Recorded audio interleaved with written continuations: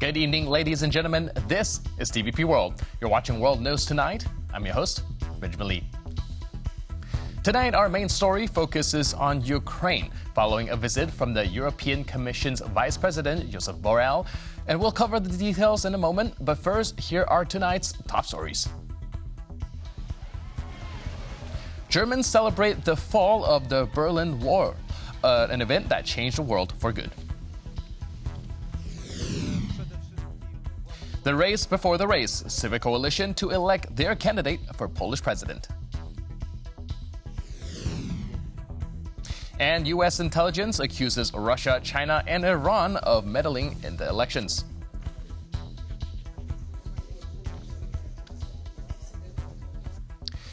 Meanwhile, Brian Lenza, a senior advisor to the U.S. President-elect Donald Trump, has stated that Ukraine should not expect to reclaim all its lost territories.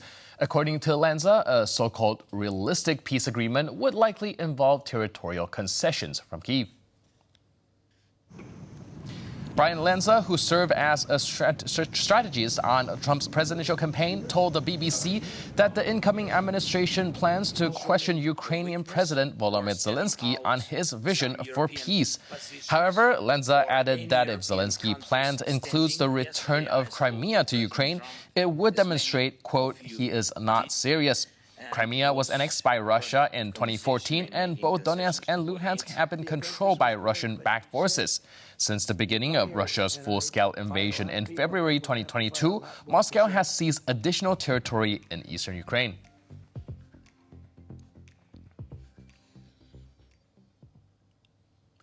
The European Union's foreign policy chief, Josep Borrell, traveled to Ukraine on Saturday to reaffirm the EU's support for Kyiv. Joining us from the Ukrainian capital with the latest is our Ukraine correspondent, Oz Chatterjee. Good evening, Oz. So what more can you tell us about Borrell's visit? Well, he came to the capital earlier on Saturday to meet with the Ukraine's foreign affairs minister. That's the new one, Andrei Sybiha.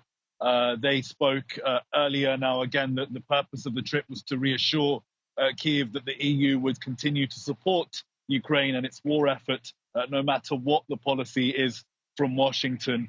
Now, they both spoke to the press in a press conference earlier, so let's listen to what they had to say.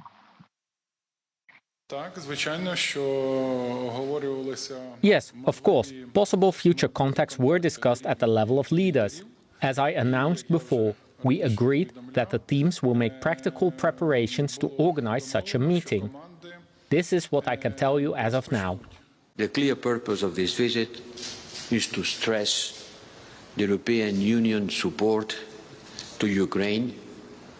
This support remains unwavering. This support is absolutely needed for you to continue defending yourself against Russian aggression. We need faster deliveries and fewer self-imposed red lines. Fewer self-imposed red lines. Because time is measured in human lives and the extent of destruction. Every day that we lose discussing about how much support are we going to provide, this is measured on Ukrainians losing lives. Now, the Polish Prime Minister Donald Tusk has also announced plans today to meet with the French President, the British Prime Minister, NATO Secretary General, and leaders from Nordic and Baltic states to discuss transatlantic cooperation and the situation in Ukraine. So, Oz, what impact might this have for Kyiv? Well, look, obviously there are going to be some very nervous policymakers here in Ukraine, not knowing what the incoming White House policy will be, and they are looking for those reassurances from their European partners, particularly also what's happening in Germany right now, that the support from these countries is going to remain rock solid. And the countries that are closest to Ukraine in that matter, being Poland and the Baltic states, are going to have to play a leading role in this. So Polish Prime Minister Donald Tusk taking a lead is probably understandable. Let's take a listen to what he had to say about this. Trump's dependence on Russian services is not even up for debate. It's not my assumption. It's the result of the investigation of American services. They even say he could have been recruited by the Russians 30 years ago. He was often in Moscow and made shady deals. So, look, the threat for Ukraine remains very high. Just today, we had strikes in Odessa, or rather overnight, we had strikes in Odessa that killed 1 and injured 13. So the need for air defense support over the next few months is going to be very, very critical for Ukraine. And they're looking to their partners in the West to maintain those levels of support as we head into the winter months. Back to you in the studio. Thank you so much, Oz, for the update. And meanwhile, please do stay safe out there. Thank you. And that was Oz Chatterjee reporting live from Kyiv. We'll return to Borrell's visit to Kyiv in a live interview at 9:15 p.m. CET. So stay tuned right here on TVP World.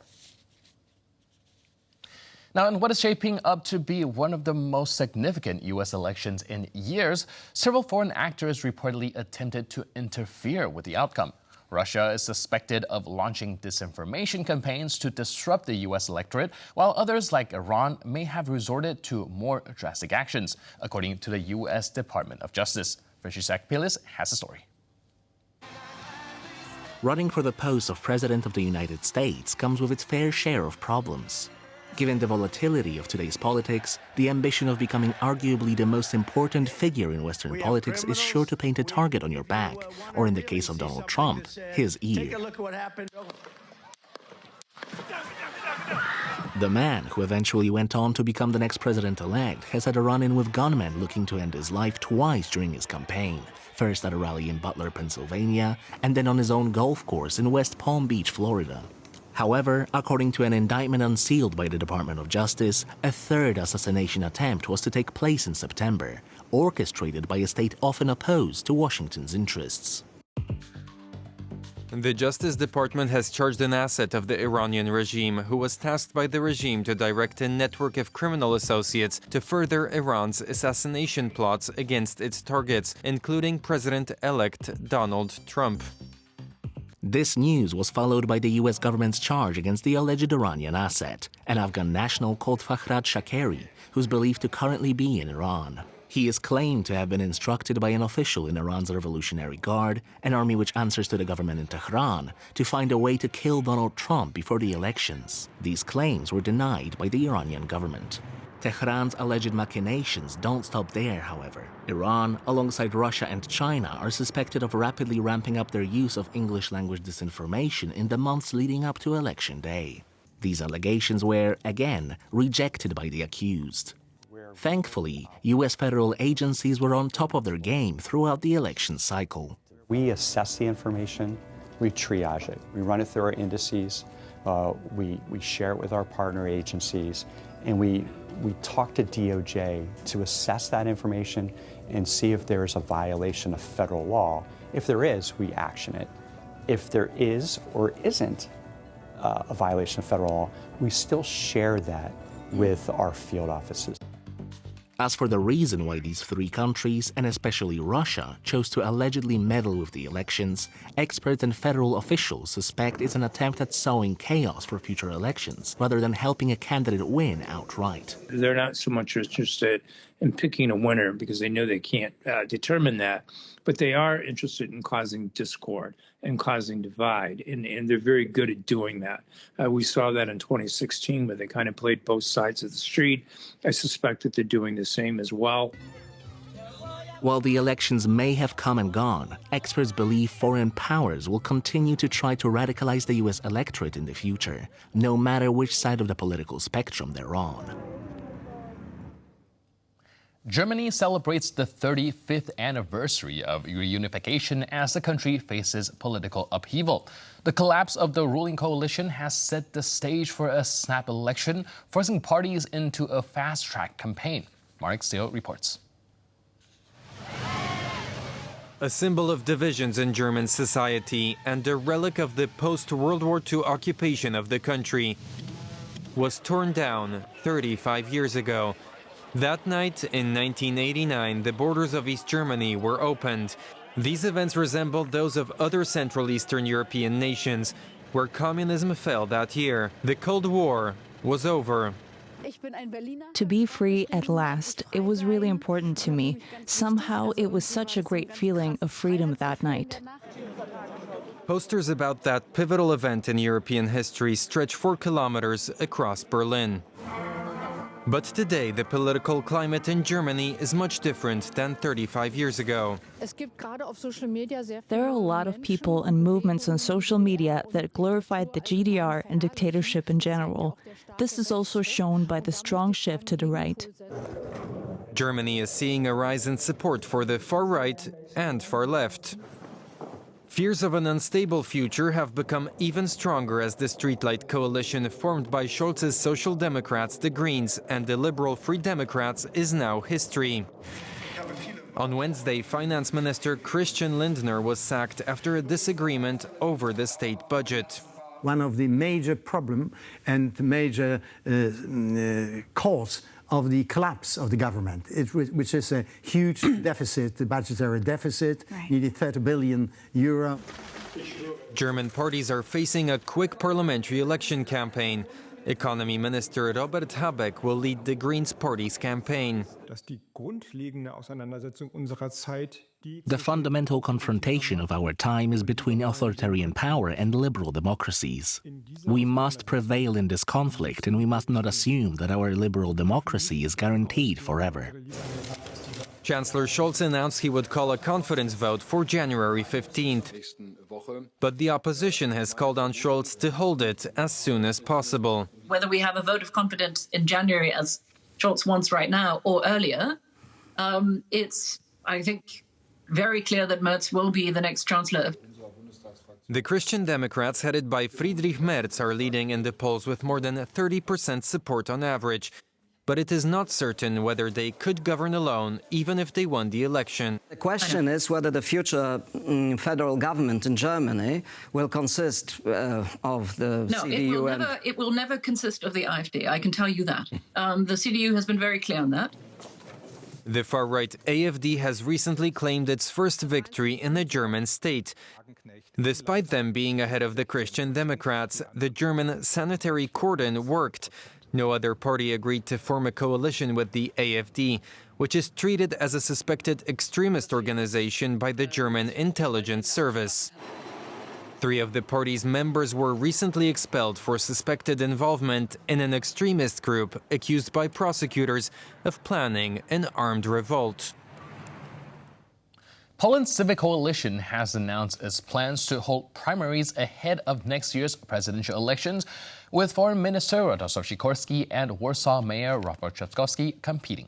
The primaries are scheduled for the later half of November. Kazimierz Łysiak has more. Radosław Sikorski or Rafał Trzaskowski. One of them will become the Civic Coalition's candidate in the 2025 presidential election in Poland.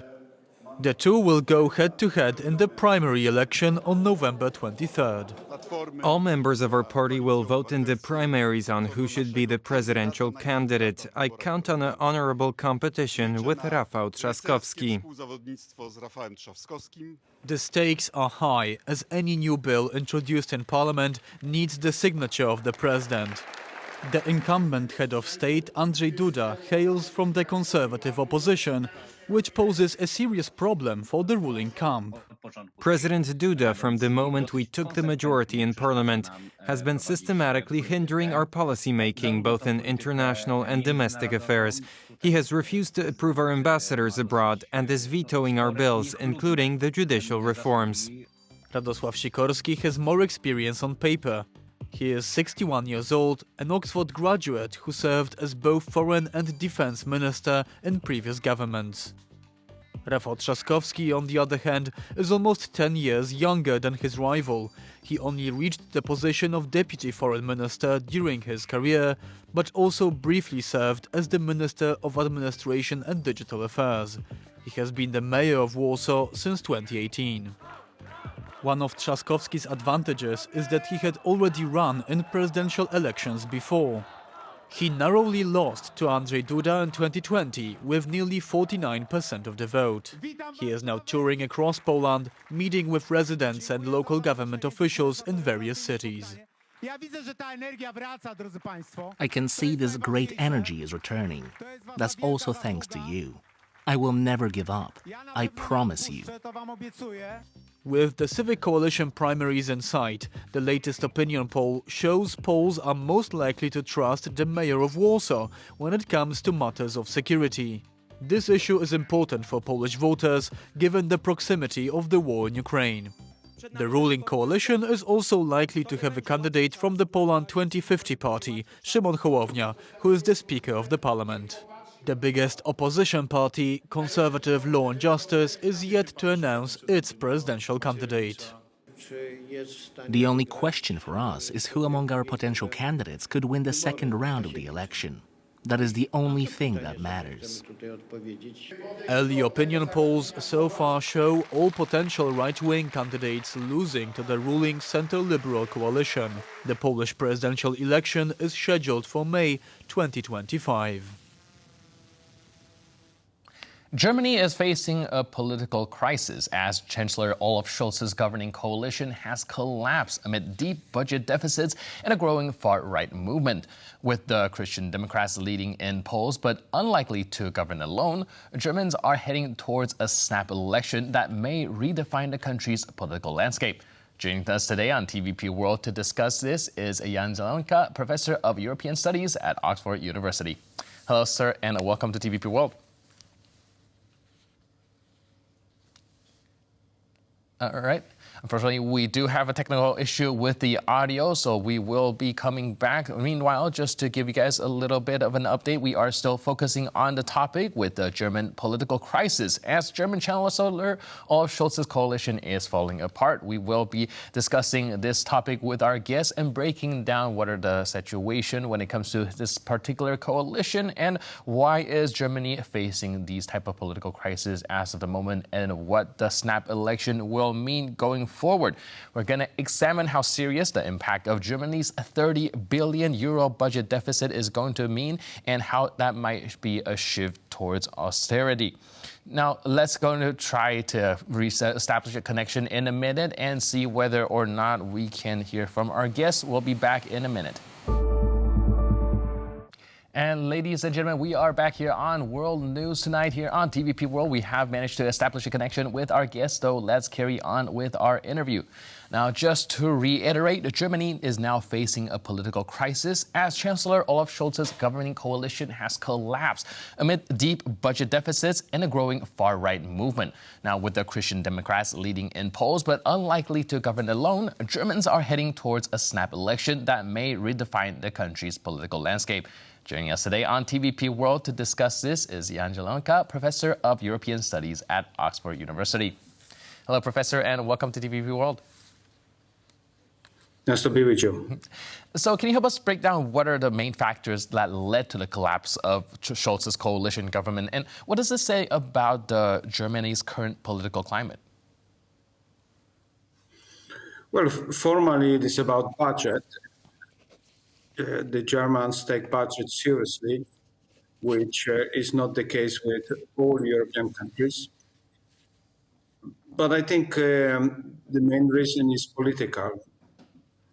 The government is unpopular, and the Liberal Party, which is a party that joined various kind of coalitions in the past, on the left, on the right, and all other, like PSL a little bit in Poland,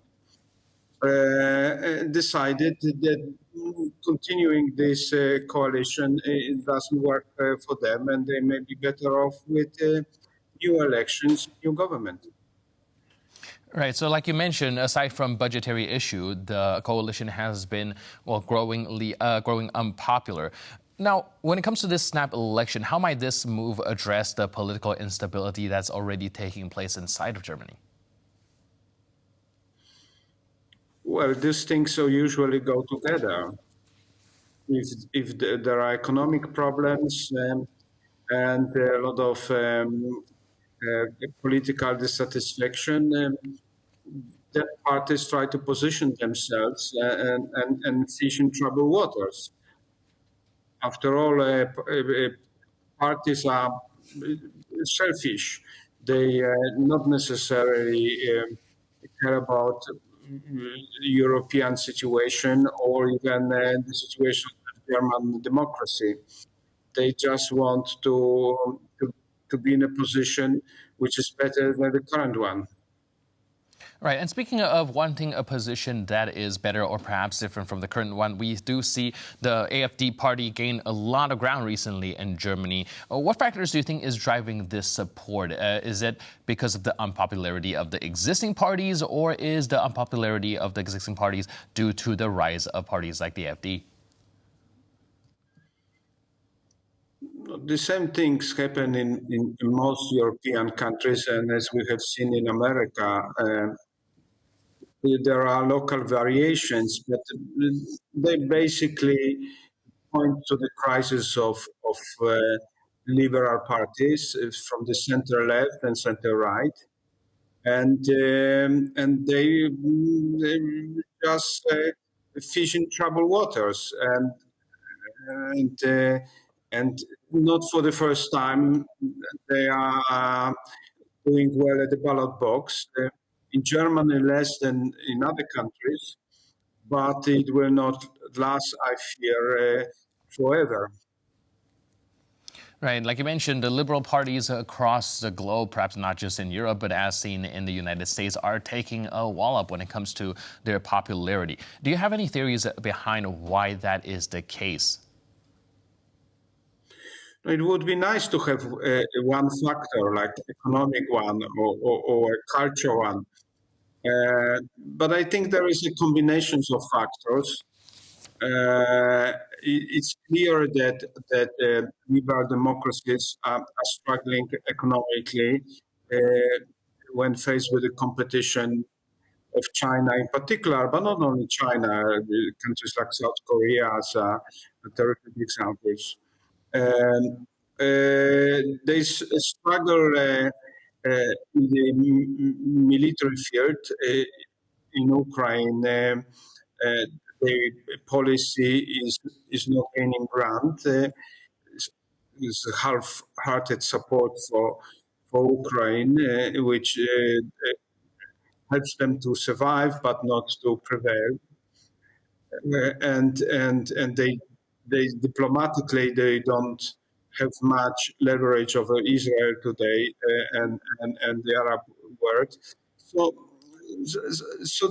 So of course those global problems are coupled with domestic problems because inequalities were rising in all liberal democracies. Because there was no solutions to address climate change. And now we are faced with a bill to deal with the problem of environmental degradation, which those who are worse off don't want to pay. And there is a problem of democracy as such that it's struggling with the pace of the digital era. Democracy is based in the nation state, and most problems are either local or transnational. And democracy is about slowing down decisions, while in the internet era, decisions are being taken in the fractions of seconds, billions change hands globally. And governments struggle with this. Whoever is in charge is having problem with this. So we can continue. We can pose to the problem of the revival of nationalism, which is kind of in Europe in particular ironical because the European integration was supposed to get rid of the ghost of nationalism, and we have the greatest wave of nationalism since the Second World War. So, and one asks yourself, how come that this cultural symbolic politics prevail over real politics? But sometimes we simply are not unable to rationally steer movements which are going out of hand. Right, that's very interesting. So there is a mixture of mistakes and the general trends which we don't know how to control. Right, like you mentioned, there's a rise in the nationalist movement, and you also brought World War II. Well, this year marks 35 years since the reunification. How do you think today's division reflect on Germany's evolving national identity since the fall of the Berlin Wall? Well, for many years after the horrific experience of the Second World War and Holocaust, Germans defined their identity in European terms rather than national. But for some time already, they talk about national interest. They still believe there is a synergy between European and German interests. But we have seen during financial crisis or migratory crisis that the synergy is theoretical, and they, they took decisions affecting other countries within Europe with not much consultation. All right, and given the rise of the AfD party, well, Germany's most mainstream parties have already largely excluded AfD from forming a coalition. But do you think that this is a sustainable approach, given that the party is gaining ground and growing in support? Well, I cannot say what will happen in Germany within a year or a few months after these elections. I can only say that I have seen first in Austria liberal parties saying that they will not form coalitions with Jörg Haider, and Schuster has done it. Recently in Holland, they said we will never go to one government with Wilders. And when he won elections, okay, the only things they insisted that he's himself not a prime minister, but otherwise he controls the current coalition there. So and we also observe a very worrying trend. That center-right party in particular, they adopt the narrative of this extreme right. If you think about the discourse about migration or security, you see that certain liberal ideals are evaporating from the public discourse for good or wrong reasons. All right, so this snap election going forward might actually be pretty pivotal for German politics. Thank you so much for your input and insight. I really appreciate it. And thanks for being with us on TVP World. Thank you. And with that, we conclude this edition of our interview. And thank you for watching this edition of World News Tonight. But for more news, update, and commentary, please stay tuned to TVP World.